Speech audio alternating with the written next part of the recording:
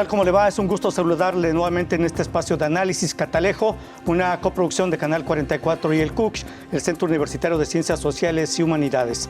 Catalejo es una mirada profunda hacia horizontes cercanos y en la emisión de hoy hablaremos sobre el fracaso de la constituyente chilena. ¿Qué pasó? ¿Qué sigue ahora en este país sudamericano? De eso hablaremos y nuestros invitados en esta emisión es la doctora Celia Magaña García. Ella es jefa del Departamento de Estudios Ibéricos y Latinoamericanos, el DEILA del CUCH. Doctora, bienvenida, gracias por estar con nosotros. El doctor Jaime Tamayo, él es jefe del Departamento de Estudios sobre Movimientos Sociales, el DESMOS del CUCH. Doctor, bienvenido, gracias como siempre. Toño, un gusto estar contigo. Y el doctor Jaime Preciado, profesor investigador del Departamento de Estudios Ibéricos y Latinoamericanos, el DEILA del CUCH. Doctor, bienvenido, gracias por estar con nosotros. Un gusto estar por acá. Bueno, se hablaremos en estos 3 segmentos que siguen de esta emisión sobre el proceso de redefinición nacional que vive Chile desde hace algunos años. En 2020, pues el 80% de los chilenos votó a favor de reemplazar la Constitución, su Carta Magna. Esta Constitución chilena se creó en la dictadura de Augusto Pinochet. El texto, sin embargo, ya no incluye algunas de las partes más antidemocráticas del original. Su sustitución es para muchos chilenos algo fundamental para este proceso de reconciliación y de conversión que debe vivir este país. Desde aquel momento, la redacción del nuevo texto se convirtió en algo pues muy controversial, se vio envuelto en campañas de desinformación. Tiene 388 artículos, o tenía, y algunos expertos observaron que tenía más de 100 derechos. Los chilenos se iban a convertir en los ciudadanos con más derechos en el mundo.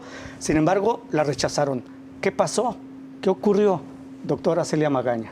Bueno, tendríamos que decir, gracias por la invitación, que en este plebiscito en que el rechazo tuvo el 62%, que fue apabullante, ganó el rechazo, se hizo obligatorio el voto para todas y para todos. Entonces creo que ese es un primer matiz importante. Y la segunda es que, bueno, creo que es importante también el proceso de cómo se fue elaborando esa constituyente, todo ese proceso y bueno, las fuerzas políticas ahí que hay y también los antecedentes históricos. Yo creo que sería muy importante tomar en cuenta que la sociedad chilena es una sociedad que tiene años de entrenamiento neoliberal y creo que eso también en la formación cívica de la ciudadanía contó. Dicen que es una sociedad también muy tradicional, conservadora.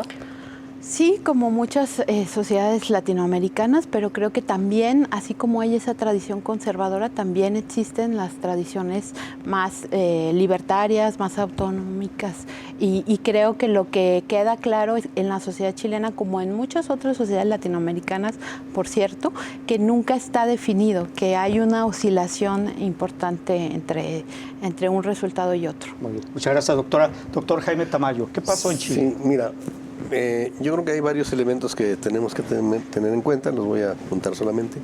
Ya comentaba Celia uno que es muy importante, el que la convocatoria, es decir, primero el referéndum, si se quería o no una nueva constituyente, y luego ya el proceso también para formar la constituyente fue a través del voto voluntario. Es decir, ¿quiénes van? Pues los que estaban interesados, los activistas. La derecha no fue capaz de movilizar para detener, porque además no hay un argumento favorable para la constitución pinochetista. Sin embargo, al hacerlo obligatorio, entra ya una gama de ciudadanos, digamos, que son más apolíticos, entre comillas, o sea, que no les interesa en general y que son más fácilmente víctimas de toda una campaña sucia que se hizo muy, muy sucia, denigrando y haciendo una serie de señalamientos alrededor de la Constitución, que impactó sobre todo ese sector que no había sido movilizado para votar porque no le interesaba, pero que en ese momento ya era obligado y entonces va a votar y va convencido que esa no es la constitución que quiere, una constitución que efectivamente es muy avanzada, con muchos derechos, pero el problema es que es una constitución que no surge de un consenso y que no mantuvo el proceso constituyente, el diálogo con la sociedad. Siempre fueron referentes a sí mismos, ¿no? Alguien decía que habían actuado como un espejo. Entonces se convencían a sí mismos a partir de sus fuerzas políticas, y hay que recordar que la constituyente no es no fue una constituyente basada en dos fuerzas políticas, izquierda y derecha, sino en un conglomerado muy amplio muchos de ellos no pueden ser ubicados en un sentido o en otro, de agrupaciones regionales, autonomistas, u otro tipo de agrupaciones que tienen demandas a veces muy específicas y que adentro se pusieron de acuerdo, pero no fueron capaces de venderle a esa sociedad que además ha instalado ya como un sentido común después de 30 años de dictadura y de modelo neoliberal, ¿verdad? Bueno, de dictadura 50 y del modelo neoliberal 30 consolidado ya en la supuesta democracia o la democracia a medias que sacaron, pues un sentido común neoliberal. Y ese sentido común neoliberal había que haberlo combatido precisamente en el terreno ideológico en ese periodo, y la constituyente no hizo prácticamente ningún trabajo en ese sentido, ¿no? Volvieron a sus comunidades y bueno, pues la votación que obtuvieron, pues sí es una votación importante, pero es en términos reales pues 20% abajo, más del 20% abajo de el rechazo. Entonces, esos son los elementos que yo vería. ¿Qué va a pasar? Bueno, lo podemos platicar más adelante. Sí, por supuesto. Vamos a ver, porque prácticamente en 2020 el 80% de los chilenos dijo, sí queremos una nueva constitución. El 80% de los electores. Pero el tema es que ahí nada más se les preguntó, ¿quieren una nueva constitución? Pero no se sometió el texto de la constitución, que fue lo que rechazaron. Doctor Jaime Preciado. Sí, efectivamente, o sea, ese fue un punto de quiebre muy importante, porque había como todo ese recelo, ¿no?, de la herencia de las instituciones pinochetistas, que habían llegado, por ejemplo, al extremo de tener senadores vitalicios que pertenecían al grupo de Pinochet y de las Fuerzas Armadas y otras cuestiones que hablan pues de un autoritarismo del cual ya estaban hartos, ¿no? En el caso de la derrota, pues sí, yo creo que es también como con contrastes, porque queda como este resabio de ese momento de decir, esa constitución pinochetista no la queremos, pero la manera de llegar a algo nuevo es lo que está ahora en debate, ¿no? Yo creo que había que remontarnos, por una parte, hace pocos días conmemorábamos los 49 años del golpe contra Salvador Allende y la experiencia de una vía chilena al socialismo, ¿no? Por medios electorales. Y esto pues abrió luchas muy importantes que fueron, sin embargo, dejando el campo de lo instituido muy al margen de lo que en las calles, en las asambleas, en las demandas que tiene la población, estaban muy lejos de esa constitución. De tal manera que en 2010, 2011, que empieza ese movimiento que era muy conmovedor, porque le llamamos el de los pingüinos, que eran los chicos de las secundarias, que eran así con su traje de blanco y negro, y que eran chorreados por enormes mangueras de presión, ¿no? Sufrieron ya la represión. Luego vienen en 2014 el movimiento estudiantil más amplio y hasta que llegamos a los estallidos sociales de octubre de 2019, en donde se debate esto que ya señalaban antes. Es decir, ¿qué toca una vez que este país ha sido el laboratorio más cruel del neoliberalismo? Y lo que tocaba era una lucha antineoliberal, una lucha anticapitalista, una lucha socialista, y eso generó grupos diversos que trascendieron el desencanto que ya había con respecto a los partidos para poder ser portadores de esas luchas. Y ello pues hizo que la Constitución también fuera como los constituyentes fueran autorreferenciales, y el debate fue más de los electos que de llevarse nuevamente a la población. De tal forma que esa nueva gama de electores que llega, que son más de 3,5 millones de nuevos votantes, en la Constitución, en el referéndum del 2020, hubo alrededor de 5 millones que fueron más o menos los votos que estuvieron por el sí en el referéndum que se hizo, ¿no? Más o menos los que obtuvo Boric para llegar a la presidencia. Entonces, esa nueva franja de electores es la que ahora está en disputa, y los medios de deliberación pública y de consulta y escucha a la calle y a las demandas populares están por ahí vigentes, ¿no? Y hay otros problemas que ojalá haya tiempo para tratar. Sí, por supuesto, y precisamente estas demandas de nueva constitución se materializaron en 2019 en los movimientos que usted ya señaló, doctor Jaime Preciado. pronunciado porque ahí, pues por el aumento de 4 centavos de dólar en las tarifas del metro. Y a raíz de ahí, pues toda esta movilización social que derivó en esto del pasado 4 de septiembre. Vamos a hacer una pausa breve, regresamos. Esto es Catalejo, coproducción de Canal 44 y Kush. Ya volvemos.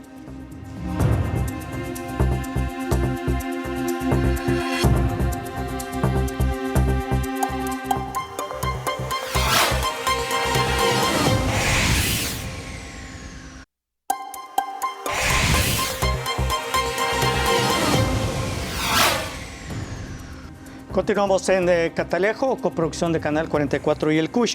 Y bueno, el plebiscito constitucional de 2022 tenía una sola pregunta. ¿Aprueba usted el texto de nueva constitución propuesto por la Convención Constitucional? El dilema era aprobar o rechazar.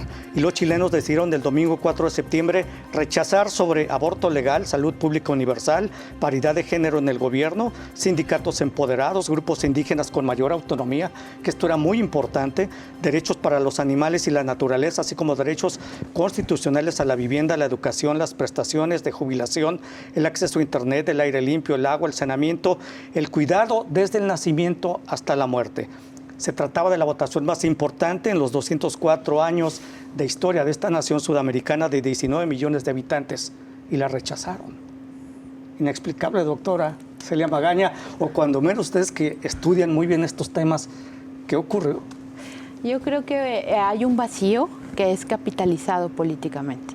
Y creo que es un fenómeno más o menos global, desafortunadamente, en el que todos estos descontentos sociales, ¿no?, que se viven de manera cotidiana, que la ciudadanía lo vive todos los días, termina siendo capitalizado por esta derecha que no es que tampoco tenga una propuesta, ¿no? Tampoco es que hay un programa, pero sí aprovechan este clima incierto y se hace estos vacíos que son aprovechados, ¿no? Ahora sí, ya que ganaron, ahora sí ya salieron a decir que hay una propuesta, ¿no? Pero es posterior. Buscaban simplemente descarrilar este proyecto de constitución del nuevo gobierno de Gabriel Boric. Sí. Digamos que eso era la intención.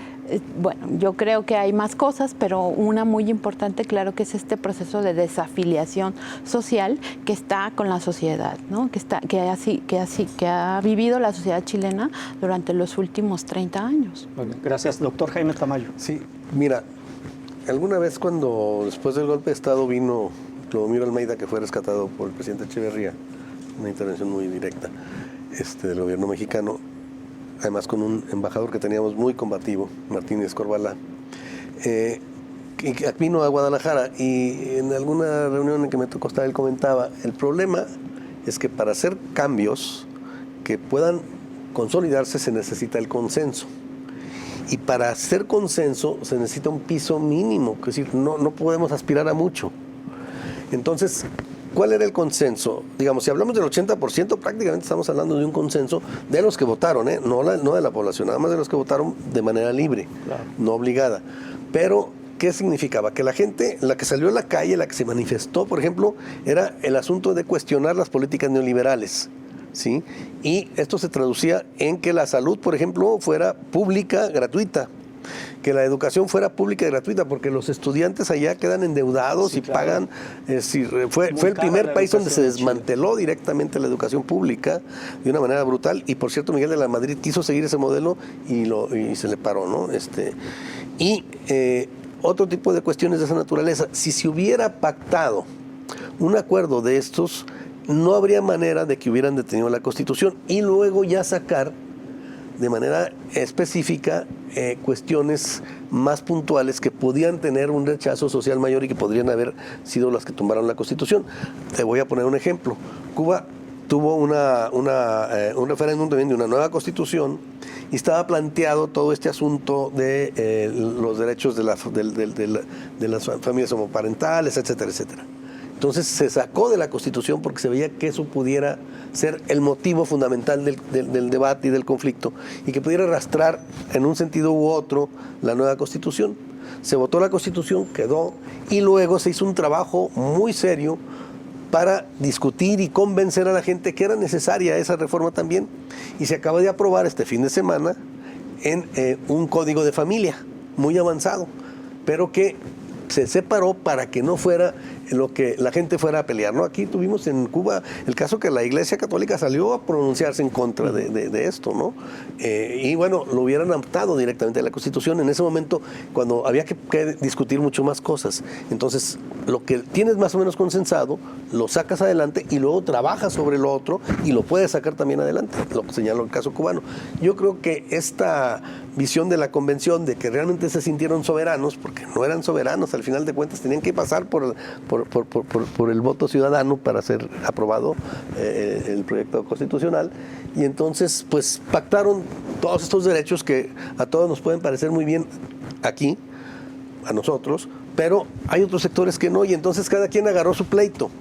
Y eso lo canalizaron para crear un ambiente de que ahí viene el comunismo otra vez y nos van a quitar no sé qué y les van a hacer esto y les van a hacer lo otro y van a llegar los mapuches y se van a meter a sus casas, etcétera, ¿no? Sí. Es decir, tronaron la constituyente. De las campañas de desinformación. Exacto. Y el constituyente no fue capaz de responder ni de parar eso. Ese es el gran problema. Muy bien, doctor. Pues básicamente aquí lo que ocurrió con estas propuestas es que querían hacer de la sociedad chilena, una de también los sectores conservadores de esta sociedad, pues una sociedad más orientada hacia la izquierda del mundo, pero con derechos así impresionantes de avanzada como los que se proponían en el texto constitucional. Supongamos, como dice el doctor Tamayo, todo lo que mencionó lo contenía ahí. Fueron demasiadas propuestas de nuevos derechos que la sociedad o los sectores conservadores chilenos dijeron, oigan, no estamos preparados para tanto, y por eso la rechazaron, doctor Jaime Preciado. No, pues es que es justamente lo interesante del caso chileno, que es como una muestra muy fehaciente del cruce de cuestiones muy globales y muy nacionales y regionales locales. Entonces, lo que comentábamos en el intermedio, esa consigna de no son 30 pesos chilenos, que era el equivalente de la subida al metro, sino 30 años de neoliberalismo, encerraba una crítica muy fuerte, porque en Chile se experimentó con el golpe de Estado el inicio del modelo neoliberal. Fue antes que la Thatcher y que el Reagan, y que todas esas medidas de privatización, liberalización, disminución del Estado, dejaron de orientar para la política social, fondos, una política patriarcal terrible en la que las mujeres tenían una serie de negativación de sus derechos y demás. También está el hecho de que esto se contrapone con lo que algunos hemos llamado la Trinidad del mal desarrollo, ¿no? Que es el Fondo Monetario Internacional, el Banco Mundial y la Organización Mundial del Comercio. O sea, Chile es como muy prototípico del freelancer, que es el que de los países que más tratados de libre comercio tienen en el mundo, y hay un movimiento social muy fuerte que se opone a todo ello, ¿no? Se vive mejor sin TLCs, ¿no? Eran otras de las consignas que ahí coincidieron. Luego está el caso de lo que se presentó como muy exitoso, pero que terminó siendo un enorme fraude social, que era la cuestión de las asociaciones para los fondos de pensiones, que llegan a reunir alrededor del 28% del Producto Interno Bruto. Y esas cantidades, imagínense lo que representa para especular en la bolsa de valores. Y eso implicó que muchas personas se quedaran sin sus pensiones porque los que eran poseedores de esas asociaciones especularon con ello. También está otro de los temas muy complejos, que es la cuestión del Estado plurinacional. Allí no olvidemos, Chile tiene alrededor de unas, creo, si mal no recuerdo, 11 etnias. Y de ellas la mapuche es la más significativa. Y la mapuche tiene una reivindicación de autonomía comunitaria que está entre Chile y Argentina. Y entonces, gran parte de esa campaña de la que hablaba Jaime Tamayo, eran, por ejemplo, decir, si llegan a los indígenas al gobierno, si por casualidad le pasa algo a ti, a uno de los indígenas por tu causa, te van a juzgar ahí, te van a ahorcar, te van a colgar y no sé cuánto, ¿no? Entonces, la campaña esa negativa, sucia, fue también muy sintomática de un fenómeno que estamos viendo crecer nada más y nada menos el domingo pasado en Italia, ¿no? O sea, está habiendo un proceso de naturalización de la extrema derecha y de los proyectos profascistas. Y eso pues le da beligerancia a todos estos grupos que, lejos de estar regulados por el Estado y sometidos al poder público, las cuestiones del carácter democrático de los programas y demás, pues no. El señor Katz tuvo alrededor del 43% de la votación en la segunda vuelta en Chile. Entonces hay una naturalización de eso, ¿no? Y luego está, yo creo que es clave el tema de un movimiento feminista muy, muy fuerte, que ha sido como columna vertebral para organizar todas las formas locales y globales al mismo tiempo en la exigencia de derechos y de reivindicaciones muy sentidas y extendidas, ¿no? Que son contrarias a los que quieren un país excluyente, supremacista, blanco, racista y patriarcal, ¿no? Muy bien. Muchas gracias, doctor Jaime Preciado. Bueno, el tema de Giorgia Meloni, el fenómeno de Italia, seguramente lo trataremos en alguna emisión más adelante de Catalejo. Vamos a hacer una pausa breve, regresamos. Catalejo es una mirada profunda hacia horizontes cercanos.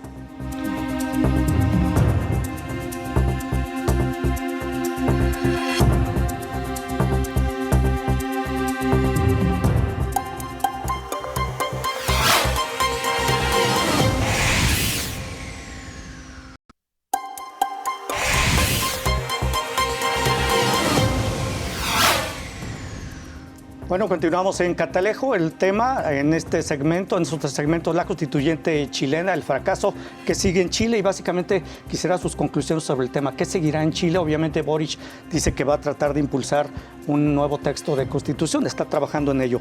Pero básicamente algo que han comentado ustedes, el texto de nueva constitución incluía luchar contra el cambio climático, proteger el derecho de los chilenos a elegir su propia identidad en todas sus dimensiones y manifestaciones, incluyendo características sexuales, identidades, expresiones de género, nombre y orientaciones sexoafectivas. Quizá por eso decía, a lo mejor lo consideraron que eran muchos derechos y que no estaban preparados para ello. Pero también los economistas estimaron que los cambios que se proponían equivalían del 9 al 14% de los 317 mil millones del Producto Interno Bruto de Chile. Esto quizá el alto costo asustó a la población, y también significaba que 11 pueblos indígenas que representan el 13% de la población podrían haber sido reconocidos como naciones autónomas dentro del país con sus propias estructuras de gobierno y sistemas judiciales. Lo que ya mencionaba usted, y obviamente la gente dijo, con estos tres, pues no, ganó el rechazo. Doctora Celia Magaña. Yo creo que lo que sigue es un escenario, pues, si bien muy complicado para el presidente Boric, creo que de todas maneras los procesos, insisto, con vena autonómica, con vena libertaria, están ahí de todas maneras en la sociedad chilena. Creo que lo que sigue, pues, es abonar a ese proceso y tratar de tener una conexión más orgánica con la sociedad civil, y seguramente va a haber acuerdos, ¿no? Que tendrían que empezar con el centro, ¿no? Pero seguramente pues eso va a ser hasta el año que entra, ¿no? Sí, no se ve que sea pronto, pero nada más para comentar que el movimiento feminista chileno es uno de los más vigorosos en América Latina, y que creo que, como muy bien apunta Jaime, estructura mucho de esta demanda y canaliza, y creo que ese trabajo es de base. Entonces yo estoy convencida que esos pasos son a veces pequeños, pero son ya sin vuelta para atrás. Por supuesto hay un tema generacional ahí también, con esto que mencionabas de lo tradicional de la sociedad chilena, que también se juega, pero justamente por eso creo que las nuevas generaciones han tomado esta agenda, y bueno, creo que hay algo. Claro que tenemos el sentimiento que se perdió una gran oportunidad, por supuesto, pero creo que también tendríamos un espacio para reflexionar y poder socializar de una mejor manera este proceso constituyente. Y estas nuevas generaciones que están encabezando en Chile una serie de movilizaciones, manifestaciones, algunas violentas, pero exigiendo precisamente una nueva constitución, doctor Jaime Tamayo. Mira, esto ensoberbeció mucho a la derecha. El constituyente prácticamente quedó anulado, es decir, la gente votó por un nuevo constituyente. En la elección de los miembros de ese constituyente ganó este sector muy amplio, que yo no llamaría de izquierda, pero sí que recoge diversas demandas, y eso se tradujo en esta constitución. Pero lo que produjo fue rechazado.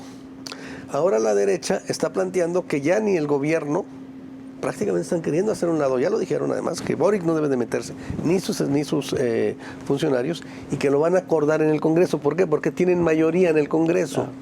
Entonces, aquí es donde es muy importante tejer muy fino y tratar de sacar estos consensos de los que yo señalaba, que pudieran dar pie, si no a una nueva Constitución, por lo menos a las reformas que se vinieron planteando durante muchos años y no aceptaban, nunca aceptó la derecha, porque siempre tuvo la capacidad del veto. Bueno, esto generó esas movilizaciones que quisieron ser respondidas precisamente con una convocatoria, incluso por un gobierno de derecha, que era el de Piñera, la convocatoria a un constituyente.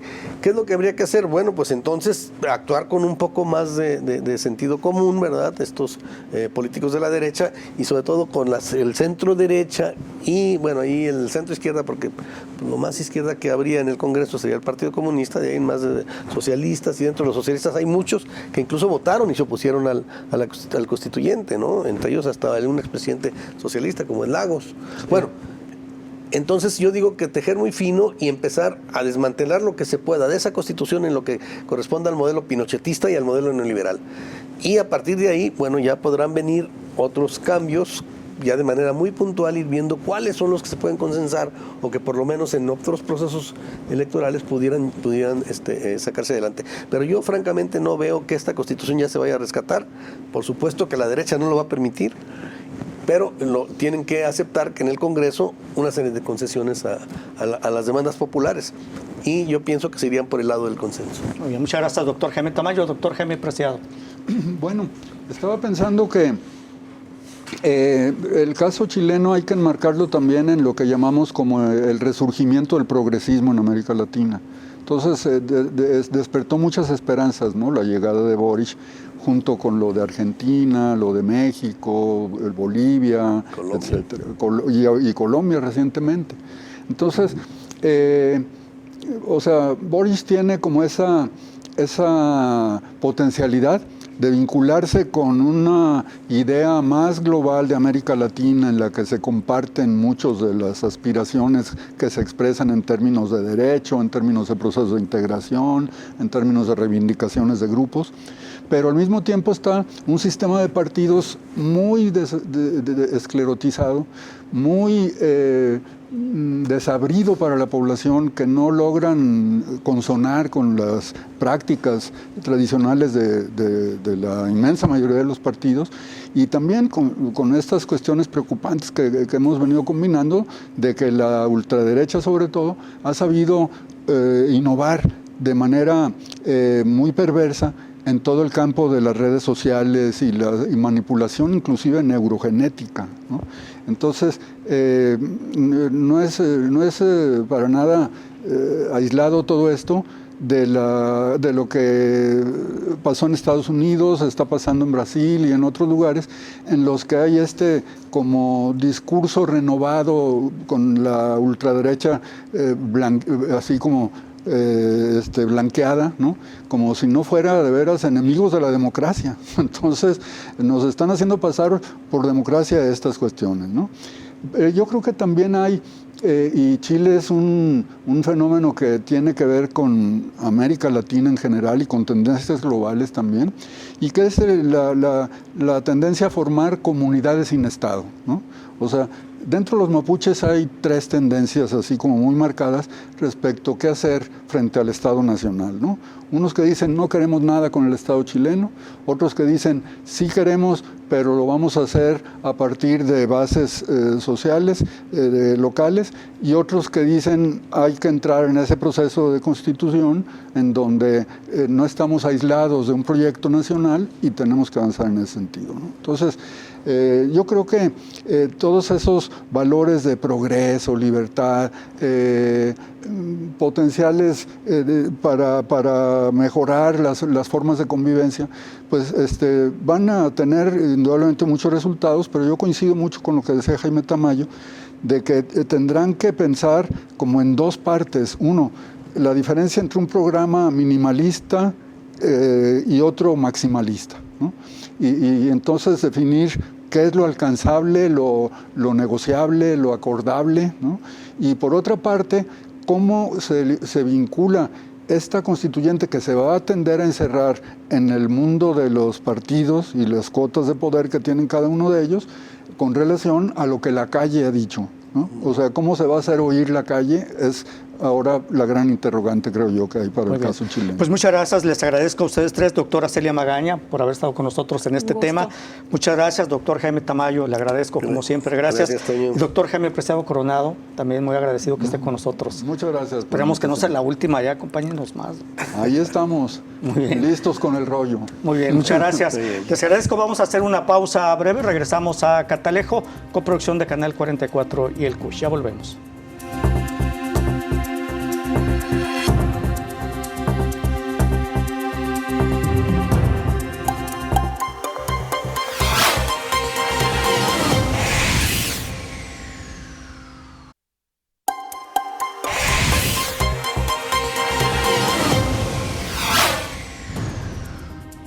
Muchas gracias por seguir con nosotros. Esto es Catalejo, coproducción de Canal 44 y el CUSH. En los siguientes dos bloques platicaremos sobre la monarquía británica, la muerte de la reina Isabel II. ¿Qué significa esto?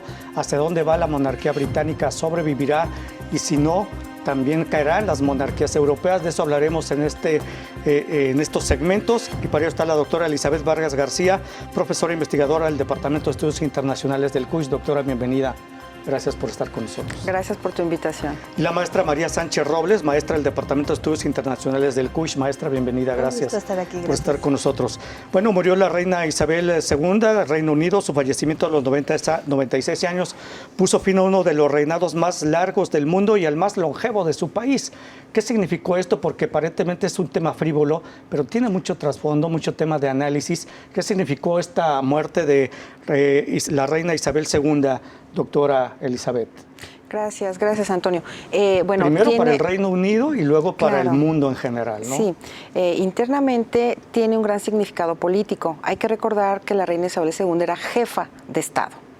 No gobierna, reina. Solamente el primer ministro gobierna. Sin embargo, actualmente es Liza Truss. Así es, Elizabeth Truss. Sin embargo, todos los días hay una gran conexión entre lo que es el gobierno y lo que es la reina o lo que era la reina, porque todos los días se les dan informes y ellos firmaban también documentos importantes. Entonces, hay también una cuestión de representación hacia el mundo y hacia adentro del mismo Reino Unido. La reina representaba una enorme cohesión social, no nada más en lo que es Inglaterra, sino en todos los 56 países que conforman la Commonwealth. Así es. Maestra. Sí, justamente eso. No habíamos tenido un cisma tan grande en la monarquía británica desde la muerte de Lady Di, y aún así el carisma y las grandes acciones que hizo la reina logró repuntar la monarquía en ese momento, que era como el momento donde más decadencia tuvo en la opinión popular. Ahora, sin esa cabeza representando realmente la casa británica, tenemos a Carlos III ahora, que no tiene ese carisma, que la sociedad no lo ve tan cariñosamente como veían a la reina como tal. Y no solamente ahorita, ¿no? Obviamente la historia antes de que Carlos llegara a ser en este momento rey, la sociedad no lo ve como tal. Entonces, es justo eso donde podemos empezar a interpretar si vamos a tener un cisma de una caída de la Casa Real británica, o más bien, que es mi humilde interpretación, sería más bien un reinado muy corto para abrir paso a una nueva generación que se ve que la han estado construyendo más allá del poderío de Carlos III. Y hablan precisamente ustedes del carisma que tenía la reina Isabel II, porque ella modernizó, primero heredó la corona en un imperio que estaba desmoronándose en su tiempo, ¿no? Sí. Luego modernizó una institución que estaba en decadencia también, lideró un país en el que solo tenía un papel ceremonial, pero posteriormente intentó ella acercar la realeza al pueblo, cumplió con seriedad todos los deberes que se le impusieron y otros que ella decidió adquirir. Incluso en 1957 hay un discurso de Navidad, ustedes seguramente conocen, dijo a sus súbditos: no puedo llevarlos a la batalla, no les doy leyes del ministro de Justicia, pero puedo hacer algo más, y luego les prometió: puedo darles mi corazón. Así Lo es. que habla precisamente del compromiso que ella tuvo con los británicos. Sí, doctora. Ese compromiso que duró 70 años. Ahora, La reina, ¿qué es lo que construye? No nada más al interior, sino también al exterior. Construye un gran poder blando o soft power, como le decimos en las relaciones internacionales. Si nosotros hacemos una comparación entre ella y su sucesor, que es Carlos III, pues se habla y todos los analistas dicen que definitivamente Carlos III no posee ese carisma, no posee ni siquiera esa capacidad de trabajo que ella tuvo, vamos, hasta 2 días antes de su muerte, ¿no? Esa figura leal, esa figura de respeto que logra implantar, como digo, no nada más en Inglaterra, sino también en toda la Commonwealth o en toda la comunidad de naciones que ellos conforman, ¿no? También ese poder blando que logra construir alrededor de ella y como familia. Si tú te fijas, los reflectores siempre están mañana, tarde y noche encima de ellos. Es decir, tienen una capacidad de atracción y de influencia que escapa, digamos, al común de las monarquías. Muy bien. Y precisamente habló la maestra de un reinado efímero, cuando menos así lo ven, porque es evidente que Carlos III, cuando menos en lo que hemos visto de videos y lo que ha trascendido, quizás no está muy cómodo él en su papel, porque comenzar a trabajar, como han surgido informaciones, a los 73 años, como que no es una responsabilidad que él haya asumido con mucho gusto, maestra. Exactamente, sí, claro, contrario al caso de la reina, que asumió sus Que bien responsabilidades joven, ¿no? en sus 20 y tantos años, exactamente. Entonces empezó a trabajar a los 76, cuando no había sido responsable de nada más que de tu imagen, y ni siquiera cuidó también su imagen en todo lo que ya sabemos. No tiene ese atrayente hacia la sociedad británica. Y lo que yo comentaba, o sea, un reinado efímero solamente para no dar la razón hacia un rechazo de Carlos directamente ante la monarquía. Por eso es lo mismo que yo digo, la construcción de Guillermo, la construcción de Kate, el asemejar aspectos del comportamiento de Kate hacia lo que fue Lady Di, y todo lo que han construido alrededor de la pareja de los príncipes, da clara señal que hacia ese momento quieren llevar la monarquía, hacia un nuevo reinado con jóvenes, con personas que no tienen tantos escándalos, con la imagen perfecta de la familia, justo como lo comentaba la doctora Elizabeth. Entablar la monarquía nuevamente hacia la familia y esa imagen de nosotros estamos para servir, y como usted dice, les damos nuestro corazón en torno a todo lo demás. Y un dato importante, interesante, que habla de la trascendencia que tuvo la reina Isabel II, es que cuando ella asumió precisamente el reinado, pues tuvo como primer ministro a Winston Churchill, Claro, ¿no? claro. Y ahora, 2 días antes de su muerte, se reunió con Liz Truss, el actual primer ministro británico. Esto habla de la enorme trascendencia que tuvo la reina Isabel II. Claro que sí. Mira, si tú me permites, Antonio, Sí. quisiera comentar de lo que tú decías como introducción. ¿Va a perdurar o no la monarquía aquí en Reino Unido? Según las encuestas, hasta donde yo pude consultar, sí hay una gran aceptación por parte de la muestra que se toma en todo el Reino Unido, ¿no? Al 2012 había una aceptación de un 73% de que la monarquía siguiera prevaleciendo en el Reino Unido. Sin embargo, 10 años después, para este 2022, ese ranking, podríamos decir, baja 11 puntos hasta un 62%. Aquí es importante también ese 22% que dice que no debe prevalecer la monarquía. ¿Dónde se concentra la votación? Vamos a ver. Este 62% del 2022 y ese 73% del 2012 se concentra en esas generaciones que precisamente fueron parte del reinado de Isabel II. Ese 22% se va a concentrar entre los jóvenes de las nuevas generaciones que exigen que el jefe de Estado sea elegido y no más una monarquía. Interesantes esos datos que hablan precisamente de la brecha generacional existente en el Reino Así Unido. es. Permítanos, vamos a hacer una pausa breve, regresamos, esto es Catalejo, ya regresamos.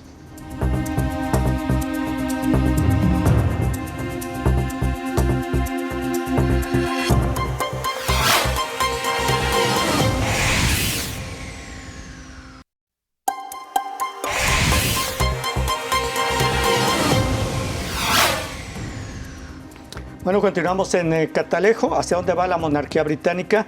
Bueno, Isabel II era conocida mundialmente como la reina de Inglaterra. Lo cierto, sin embargo, es que su corona, que ahora era dado a su hijo el rey Carlos III, abarcaba muchos otros territorios. La monarca reinaba en 14 países, además encabezaba la Mancomunidad de Naciones o la Commonwealth, como ya mencionó la doctora, estados que cuentan con 56 miembros procedentes de todo el mundo.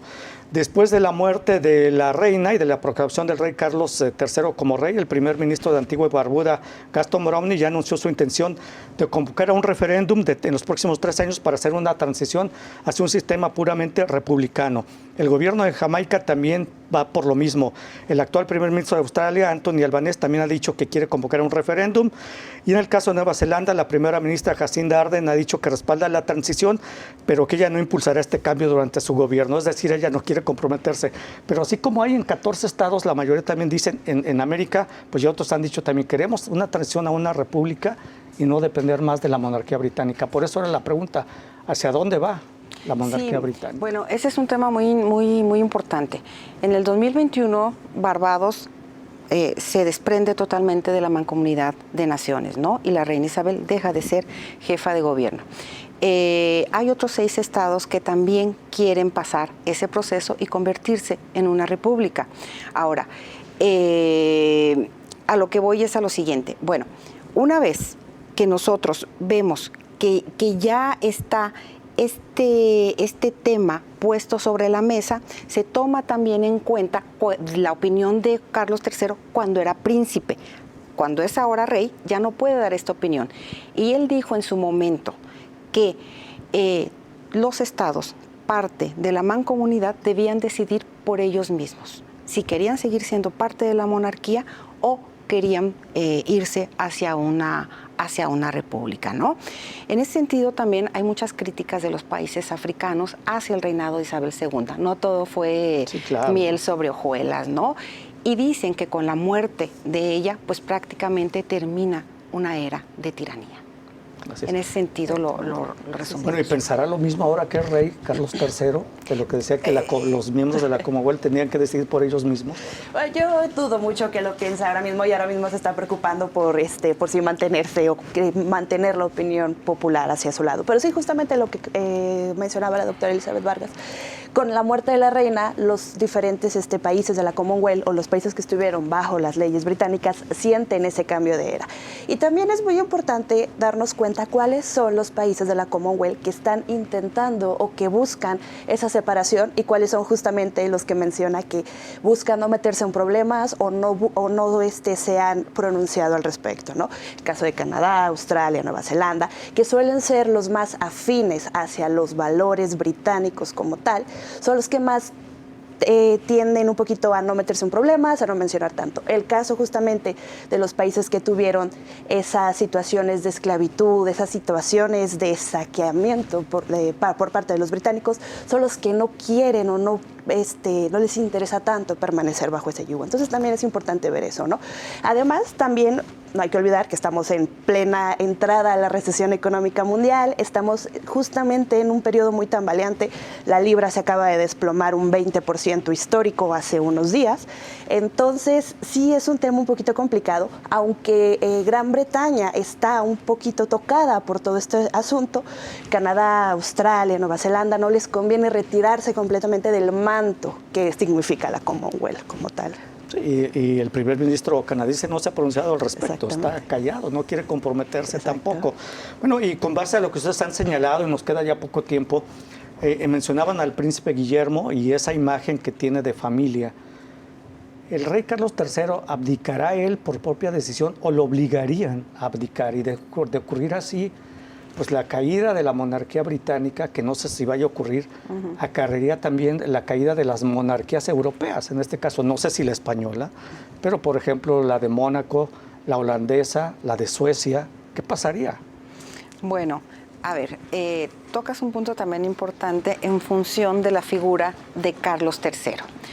Carlos III no tiene, como dije hace rato, la simpatía ni el carisma de su madre, ¿no? La reina Isabel II. Tampoco cuenta con la popularidad de su hijo William. ¿sí? Entonces sí es una figura cuestionada en cuanto precisamente a su continuidad en el reinado. Esa es una pregunta o más bien una respuesta que solamente los británicos van a tener en cuanto a que cuánto tiempo va a durar o que él mismo, ¿no?, de acuerdo a su desempeño, de acuerdo a su aceptación, de acuerdo a su desarrollo como rey, puede llegar a decidir. Lo que sí es que sí hay una parte de la población que lo rechaza, pero también hay una parte de la población que apuesta por esa continuidad, viendo quizá o queriendo ver en esa figura de Carlos III a la madre. Maestra. Exactamente, sí, coincido completamente con la doctora Elizabeth. Yo sí considero que el que Carlos III llegara al trono como tal fue un proceso para no quitarle completamente el privilegio después de todo lo que pasó con Lady Di. Entonces, en ese sentido, yo sí considero que va a cederle el poder en unos pocos años a su hijo para abrir paso a esa nueva figura de la monarquía. No tiene la simpatía, incluso se le ve que no tiene ni las ganas ni los protocolos adecuados para poder llevar una vida de rey. Llevaba una vida de príncipe, pero ahora tiene que adaptarse a ese periodo de vida de rey. Entonces, esa construcción de las figuras de los príncipes ahora de Gales, de Guillermo y de Kate, es justamente hacia llevar un nuevo paso a la monarquía y evitar que haya ese cisma específicamente de la caída de la monarquía como tal. Es lo mismo que sucedió con la española. Se retiró al rey Juan Carlos para darle paso al hijo por el grado de escándalos y por todo lo que ya no podía sostenerse completamente y estaba en un peligro la monarquía española. Entonces, en este caso, yo creo que nos va a llevar a la misma situación. El mismo proceso. El mismo más o proceso, menos. claro, dejar el poder hacia una nueva figura que no tiene tantos escándalos, que tiene una imagen intachable hasta el momento, que no tiene tampoco esta dicotomía, hablando también de la corona británica, de defender o no al hermano que acaba de ser acusado de un delito sexual hace relativamente poco. Entonces, yo sí considero que va a esa transición para que la monarquía pueda sobrevivir. ¿Y las monarquías europeas? Bueno, yo creo que la monarquía británica sí es un pilar de toda la monarquía europea. Ahora, ahí también tenemos que ver que nuestra percepción de la monarquía y la percepción de los europeos en cuanto a sus monarquías es diferente. Sí. ¿No? Es que no las vivimos. Nosotros no las vivimos. Para nosotros, si tú le preguntas a un español, por ejemplo, oye, ¿qué opinas de tus reyes? No, pues ellos están muy a gusto, muy al pendiente de sus vidas, sí, le dan un seguimiento muy constante y la aceptan, digamos, en su gran mayoría. También hay un sector que la cuestiona, ¿no? Pero en general, cuando nosotros decimos, no, pues la vemos como muy bien, tiene un grado de aceptación, mira, sus escándalos no nos importan, mientras reinen y reinen de manera coherente. ¿Sí? Esa parte, nosotros que desde hace años nos desafanamos de ese sistema, pues lo vemos como muy extraño. Sin embargo, si tú le preguntas a un europeo, precisamente hay un grado de aceptación alto, que ese grado ha ido disminuyendo, como lo comenté hace ratito, sí. Pero también creo que si se llegara a desmoronar la monarquía británica, sería como las digamos, estas hojitas de dominó, las cuadritos de dominó que poco a poco, bajo el efecto, van a ir cayendo. Pero la verdad, yo creo que todavía las monarquías europeas van a durar un rato. La aceptación que tienen las monarquías europeas por parte de los ciudadanos que habitan en ellas, ¿no se debe a que ellos también, al aceptarlas, se sienten como parte de la realeza? Digo, pues, no sé, yo lo pensaría así. Siente que le da un estatus más a su así país, es. a ciertos... Y a ellos mismos, exactamente, ¿no? A ellos mismos, como hay una europeos. cuestión de identidad. Sí. Exactamente. Hay una cuestión de identidad ahí. Ellos se sienten identificados con los valores, con esos símbolos que es su monarquía, sobre todo esas monarquías tan longevas como la británica, ¿no? Y toda esa construcción también alrededor que hay sobre todo de esa familia real. Ya lo decía María, ¿no? Los escándalos familiares, la vida, por ejemplo, del ahora rey, pues ha dado mucho que desear. Y también lo vemos, por ejemplo, en el sector turístico. ¿Qué es lo que hace la gente cuando va a Londres? Pues inmediatamente vas al Palacio de Buckingham a pagar tarifas altísimas por entrar, pero entras y 30 ves segundos, doctora, nos quedan. Esos símbolos, ¿no? Y nosotros lo único que sabemos de la monarquía es lo que leemos en la revista Hola, ¿no? poquito. Bueno, pues muchas gracias, doctora Elizabeth Vargas García. Le agradezco que haya estado con nosotros. Con gusto. Maestra María Sánchez Robles, muchas gracias. Sobre todo, muchas gracias a usted. Nos vemos en la siguiente emisión. Hasta luego.